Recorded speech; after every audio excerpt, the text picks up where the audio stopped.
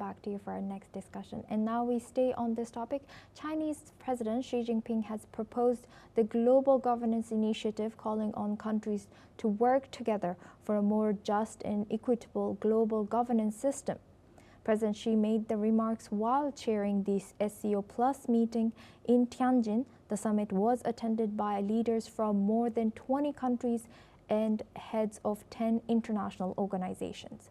She has highlighted 5 principles of the Global Governance Initiative, which are adhering to sovereign equality, abiding by international rule of law, practicing multilateralism, advocating for the people-centered approach, and focusing on taking real actions. She also stressed that all countries, regardless of size, strength, or wealth, are equal participants, decision makers, and beneficiaries in global governance.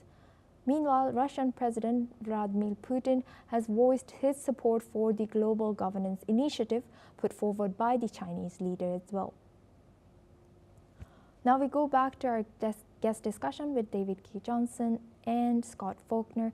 First, Scott, I would like to come to you and again ask this, what's your take on this China's long view? Like David just said that China looks at things like the Catholic Church like very long. A lot of people talk about checkers and chess. Actually, we're looking at China playing Go, which goes back to literally about 400 BC, about literally a very complex board game that you're trying to, over the long term, control large swaths of the board. So China's playing Go.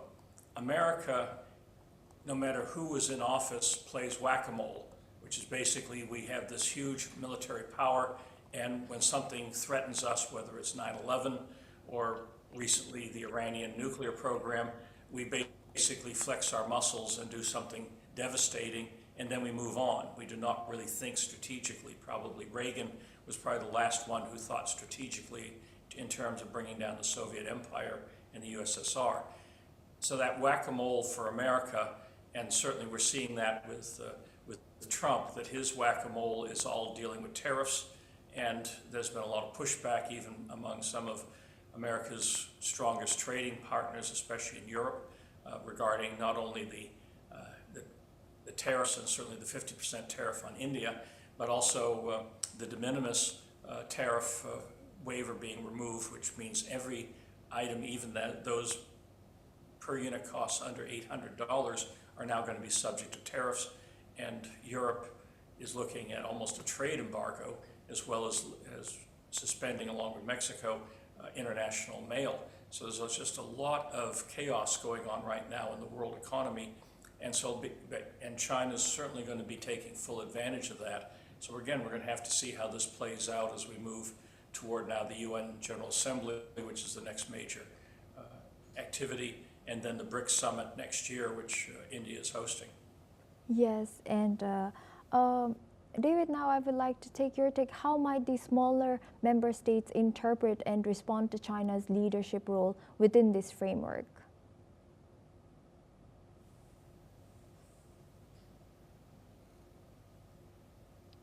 David, I'll ask, my next question is to you. How might these smaller member states interpret and respond to China's leadership role within this framework?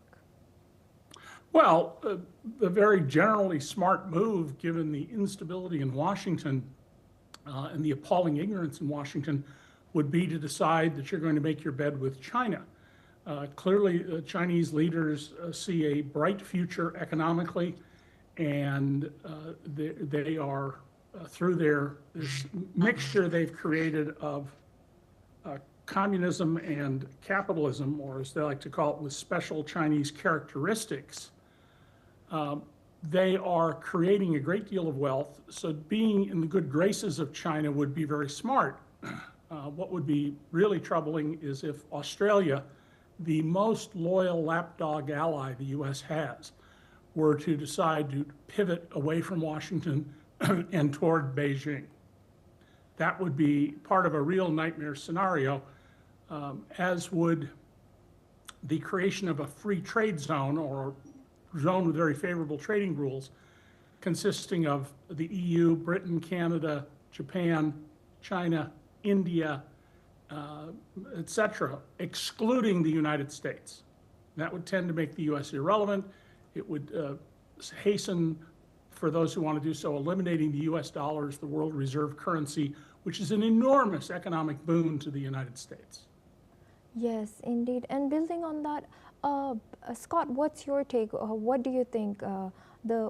Will this be a big boon to U.S. and how might these smaller other member states interpret and respond to China's leadership role within this framework?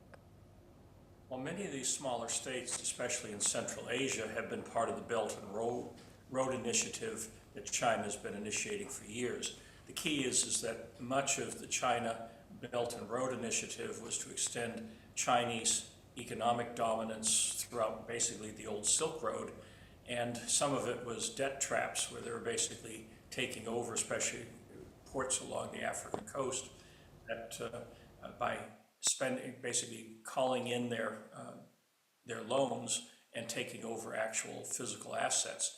So the key is that this potential development bank, the expansion of the SCO, how much of this is further codifying Belt and Road, how much of this is being maybe less predatory than the Belt and Road Initiative. Again, there was a lot of, these documents are lengthy and very detailed, but again, how much of the rhetoric turns into reality as we play out the next few years.